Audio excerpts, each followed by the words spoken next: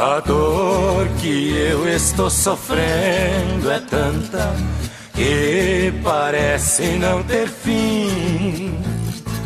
Passo horas de amargura e choro por quem não gosta de mim.